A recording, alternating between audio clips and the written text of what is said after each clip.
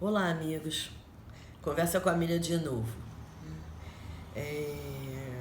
Ontem tudo me parecia um pouco confuso. Eu coloquei um pouco as ideias do que estava me chegando sobre a Bíblia e eu não estava entendendo muito bem o que estava acontecendo, mas depois, hoje de manhã, eu acordei num dia lindo, claro, após uma oração, para que tudo se organizasse na minha cabeça, porque embora eu estivesse com uma sensação estranha, um aprofundamento sério, quando eu fechava os olhos, havia muita coloração nos meus olhos. Achei que estava com a pressão alterada, usei o colírio, mas havia uma coloração muito bonita dentro é, dos meus olhos, né? Ou na manifestação do meu corpo mental. E com essa sensação e essa esperança eu adormeci e hoje acordei um pouco mais renovada e com novas ideias. Olhando o céu da minha janela, era de um azul tão claro, tão transparente. O silêncio era tão grande, parecia que o mundo realmente tinha parado e para obedecer a Deus através dos decretos que os responsáveis pela ordem na nação, nas nações, estavam dando. O céu era de um azul lindo e havia um bem-te-vis cantando próximo, pássaros voando. Eu me senti um pouquinho naquele Éden, naquele paraíso, na criação do mundo. E aí fui recebendo algumas orientações, né? Foi escolhido como base do nosso encontro a Bíblia. Mas como o meu projeto é que a gente possa perceber as diferentes visões, a Bíblia foi escolhida porque ela tem o Velho Testamento, né? A criação, a Gênese, porque ela pode ser entendida de uma forma um pouco mais simples pelo número maior de pessoas, né? Mas quando a gente fala no princípio, no começo, era tudo escuridão, era vazio, e Deus disse que haja a luz e chamou de dia e noite, a luz e a escuridão. Nós podemos depois, mais à frente, falar usando como referência o fogo que veio do céu, usando como referência o que a ciência usa do Big Bang, né? Do encontro, aonde o fogo da luz, a luz se fez em fogo pela velocidade com que se aproximou e tocou o planeta Terra. Eu não tenho muito conhecimento dessa forma, mas nós podemos usar esse caminho porque no dia seguinte, considerando a Bíblia, Deus despejou a água e separou o que estava em cima do que estava embaixo. Havia água embaixo e nuvens em cima. E no terceiro dia juntou a água para que aparecesse a terra e criou os lagos, os oceanos, os rios. Da mesma forma que preencheu tudo o que havia, no quarto dia o céu preencheu com pássaros e a água preencheu com animais. Só nesse pedacinho a gente pode ver que, aliás, isso foi no terceiro dia. No quarto dia, quando ele colocou os luzeiros, a gente já tem um outro caminho para olhar, que é o caminho da astrologia, né? Que fala também dos planetas, do Sol, definindo os tempos, dias, meses e anos, da mesma forma que a Lua e as estrelas clareando a noite, para que nós pudéssemos vivenciar esse período também. Alguns estudaram as estrelas e definiram o que a gente chama de roda zodiacal, ou eu recebi como grande mandala de amor. E aí a gente entra não só na astrologia, porque é um caminho onde a gente pode ver também o processo da humanidade, uma nova visão ou uma visão diferente, mas também teríamos ou teremos como estudar aquele que parece ter trazido a astrologia. A ciência da astrologia foi trazida por Hermes Trismegisto. E aí a gente vai vendo que esse homem, que não se sabe se viveu, que era chamado 3 vezes grande, o mestre dos mestres, e que trouxe a ciência do ocultismo. Ele era da época de Abraão, era contemporâneo de Abraão, e tem também uma forma de ver. Ele descreveu toda a ciência que hoje chega até nós, começando pela astrologia e pela alquimia. Então nós temos muitos caminhos para estudar, se vocês apreciarem. Mas a gente vê que todos eles trouxeram leis e regras. Todos os escolhidos, né? Hermes Trismegisto, ele fala isso, né? Que existiu sempre um punhado de homens, ele como pai da ciência oculta, né? Que olhou pelo mistério também das coisas, sempre houveram homens que trouxeram as mensagens e que mantinham guardada a verdade. Então ele também é um caminho, né? Ele trouxe 7 princípios que definem também uma forma do homem, encontrando uma lei própria através desses princípios. Eles são um pouquinho mais difíceis para a gente estudar, e eles foram passados até os nossos tempos através de boca a ouvido. É uma ciência chamada de ciência oculta, ciência que veio também do invisível, mas ele também vai poder ser olhado por nós se vocês desejarem. Então a gente vê que nós temos várias formas de traduzir esse momento, e escolhemos como base da nossa conversa a Bíblia Sagrada, o Velho Testamento, porque ele trouxe no momento, no 6º dia, com a criação do homem e da mulher, a primeira ordem que precisávamos obedecer. Ele disse que eram a criação do homem e da mulher e de todo o resto, eram para ser aproveitados, era para a gente se divertir, era para sermos amigos.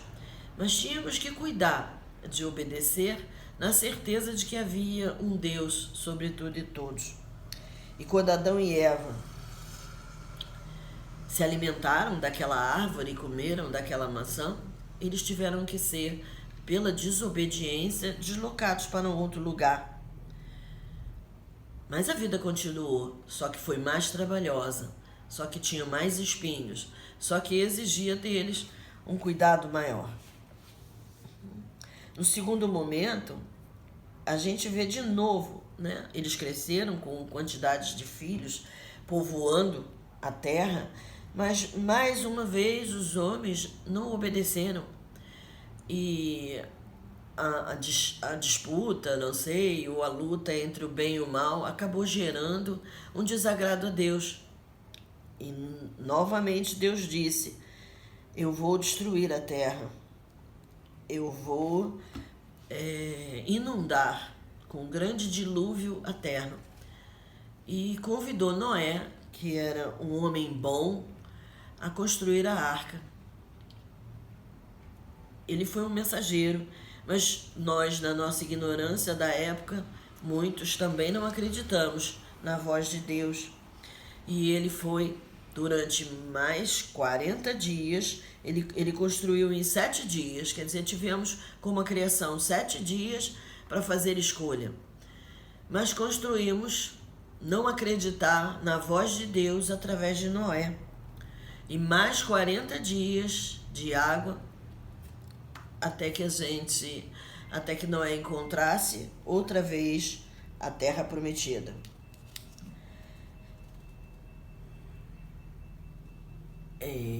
Nós vamos falar aos pedacinhos, né? Esse tema que está cada vez ficando mais claro para mim, integrando as diferentes visões aos poucos, né? Mas tendo como certeza que todos esses mensageiros traziam como palavra de Deus a regra, a obediência. É importante experimentar, se divertir, aproveitar a criação, mas obedecer o cuidado uns com os outros, sendo amigos, fraternos. e cuidando de ouvir a Deus através da sua criação. Mas ainda estamos a caminho disso. E nesse momento,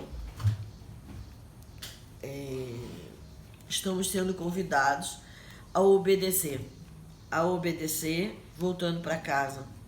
A obedecer fazendo da nossa casa um lugar de conforto, um lugar de troca, através do asseio do nosso corpo, através da alimentação da nossa alma, através do cuidado com a nossa alimentação. Eu tenho visto vários vídeos passando de forma divertida, que nós começamos em março, magrinhos, e podemos chegar em maio, muito gordinhos, se utilizarmos esse tempo apenas para nos alimentarmos. Se a gente não obedecer ou não entender a voz de Deus, que deve estar falando para todos nós ao mesmo tempo, mas que para ouvirmos temos que ter um pouco de silêncio, temos que ter um pouco de calma, temos que ter cautela. E se ela não fala no nosso ouvido, ela pode falar no ouvido daquele que está ao nosso lado. E se estamos sozinhos, como meu pai, que aos 91 anos está lá, mas ouvindo através da internet, está lá na sua casa, resguardado, foi o primeiro que disse: não recebo nenhuma visita, nem faço nenhuma visita, vou obedecer o resguardo, o recolhimento, e está feliz. Cada vez que a gente liga, ele fala coisas engraçadas, ele pede a alimentação, pede qualquer coisa que ele precisa pelo telefone, porque Deus é tão bom e tão perfeito que não está nos deixando sem nada. Nesse início, né, quando os filhos de Adão e Eva, né, quando a gente chega, eu não consegui guardar todos os nomes, é meu desejo passar isso de forma um pouco mais historiada, porque é tão bacana, né? Quando aparece Abraão e Sara, e Abraão ouve a voz de Deus quando ele o convida para sair da onde ele estava e ir povoar uma outra terra, que ele seria pai, né, de muitos filhos, e ele já era bem velho. Com a sua esposa Sara, não tinham filhos, mas acreditaram e foram em busca da terra prometida. E lá chegaram, e aos 90 anos, Abraão recebeu de presente a visita de 3 homens que anunciaram que no ano seguinte eles teriam um filho, teriam um bebê. Sara sorriu, sem acreditar em primeira mão como poderia ser que uma mulher numa idade já tão envelhecida podia ter um bebê. Mas jamais deixaram de crer. E 1 ano depois eles tiveram seu filho, Isaque, como Deus havia prometido. E Sara ficou tão feliz que chamou seu filho de Isaque, com aquele bebê, que ela chamou ele de Isaque. E Isaque, o nome Isaque significa riso. Então, a gente vê que o movimento foi acontecendo, foi crescendo, sempre com alguém como mensageiro, aquele que ouve a Deus, sempre trazendo uma ordem para que a gente possa acreditar. E hoje eu gostaria de deixar para nós essa palavra de conforto, de que podemos ouvir a Deus nessa quarentena.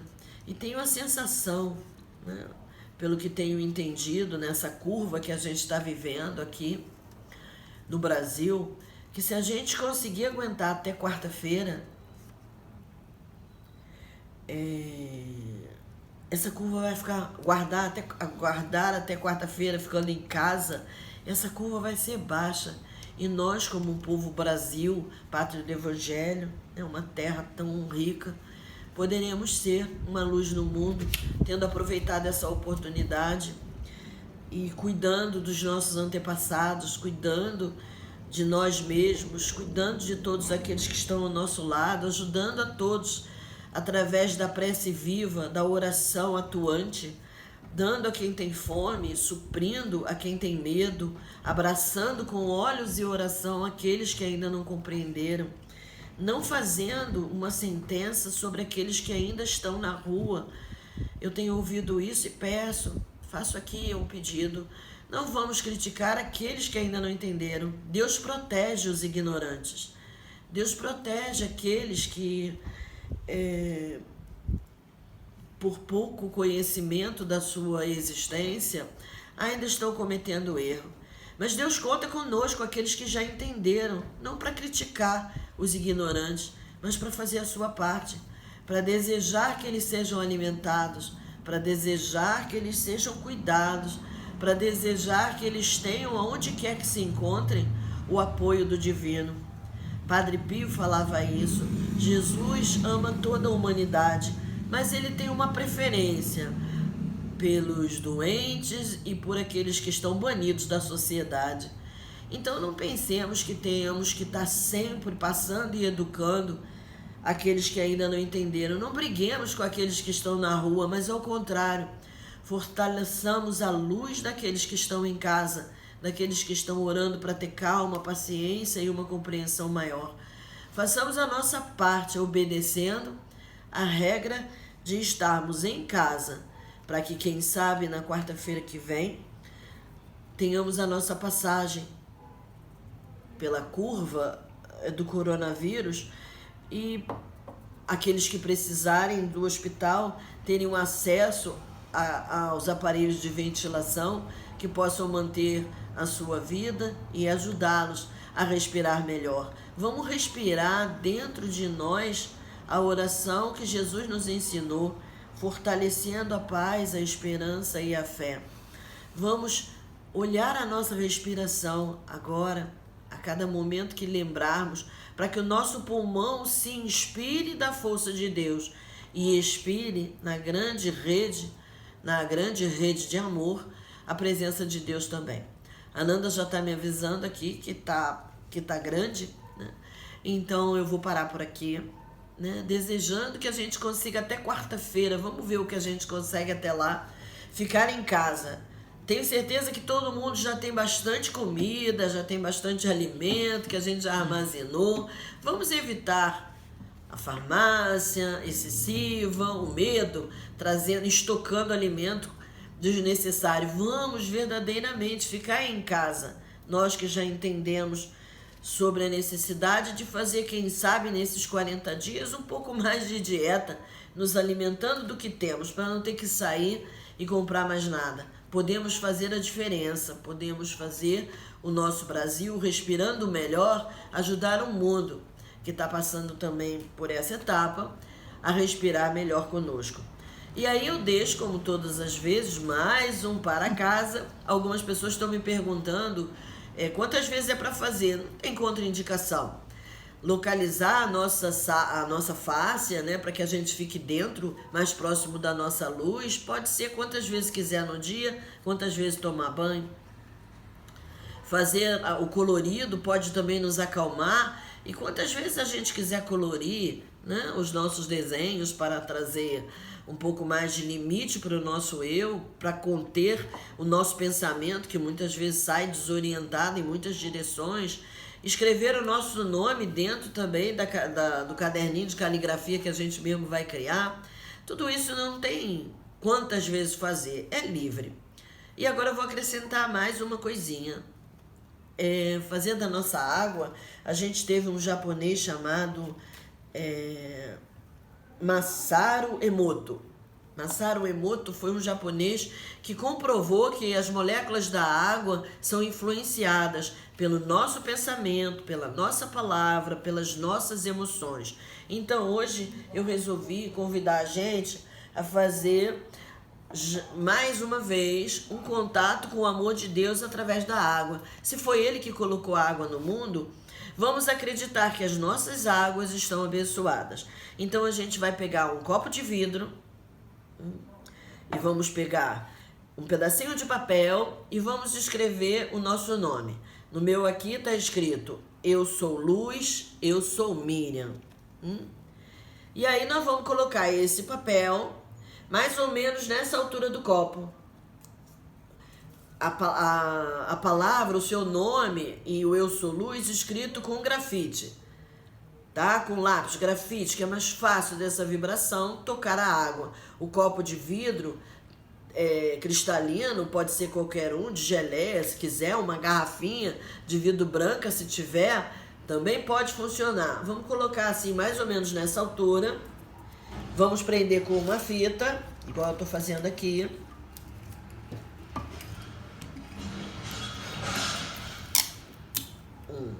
Pelo lado de fora, a gente prende a fita. Pelo lado de dentro... Ih, ficou pequena, peraí. Só mais um pouquinho. Ai. Desculpa, gente, é a pressa. Queria fazer rápido, mas o rápido nem sempre dá certo. Então, a gente prende com o nosso nome voltado para dentro e a gente derrama a nossa água. Coloca a água.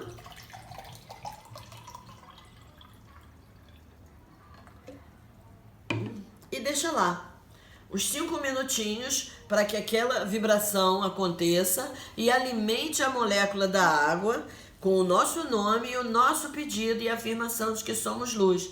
Já estamos acendendo a vela com a nossa mente, dizendo: eu vejo a luz, eu tenho a luz, eu sou luz. Agora vamos acrescentar a água, esse elemento. Depois de 5 minutos, vamos acreditando que ela está lá com as moléculas belas do desejo de luminosidade que cada um quer ter.